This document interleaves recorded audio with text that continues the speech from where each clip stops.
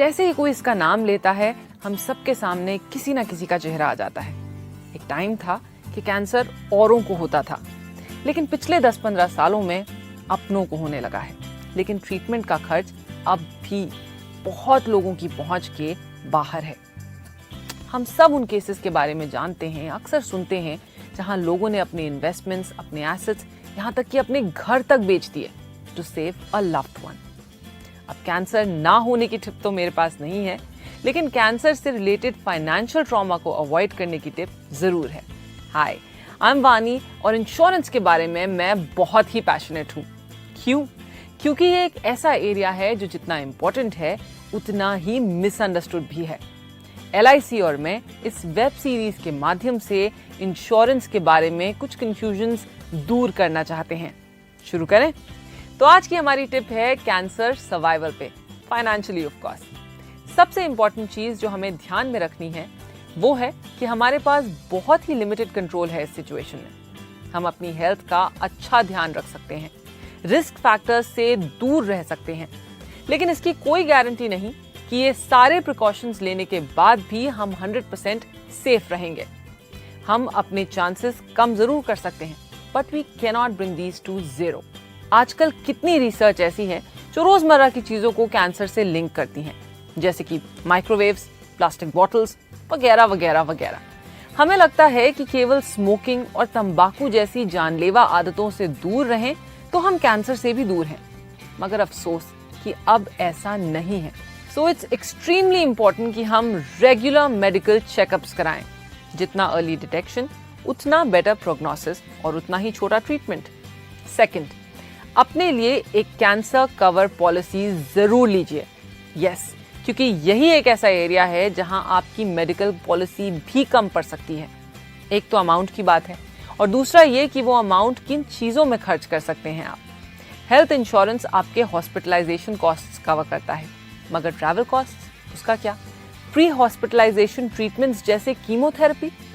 क्योंकि कैंसर का इलाज अलग है, इसकी जरूरतें भी अलग होती हैं, और इसीलिए LIC ने कैंसर कवर प्लान को कुछ हटके बनाया है।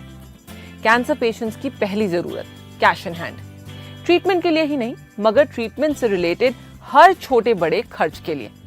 कई बार हम जिस शहर में होते हैं उस शहर में स्पेशलाइज्ड कैंसर हॉस्पिटल्स होते ही नहीं। कितनी फैमिलीज ऐसी हैं जिनको शहर बदलने पड़ते हैं, क्योंकि अक्सर कैंसर का ट्रीटमेंट 1-2 साल तक चलता है। कैंसर पॉलिसीज में आपको अपने कवर का 100% पे आउट मिल जाता है अगर डायग्नोसिस मेजर स्टेज की हो। साथ में कवर का 1% हर महीने। अगर आपका कवर 50 लाख का है तो हर महीने आपको 50,000 मंथली इनकम अगले 10 सालों के लिए। कैंसर के साथ लड़ने के लिए पूरी स्ट्रेंथ चाहिए होती है, और इस समय नौकरी या बिजनेस होल्ड पे जाता ही है। तो ये जो एक्स्ट्रा मंथली इनकम आ रही है वो आपके स्ट्रेस को मैनेज करने में बहुत काम आती है। अगर पेशेंट नहीं रिकवर करते तो उनकी फैमिली को ये मंथली इनकम मिलती है जब तक 10 साल नहीं बीतते। अगर कैंसर माइनर स्टेज का है तो आपको अपने कवर का 25% पे आउट मिल जाता है। सो अगर आपके कवर 20 लाख के हैं तो 5 लाख पे आउट, और बाकी अगर कैंसर मेजर स्टेज तक जाता है तब। और ये सब आपके हर महीने के चाय कॉफी के खर्च से भी कम दाम में।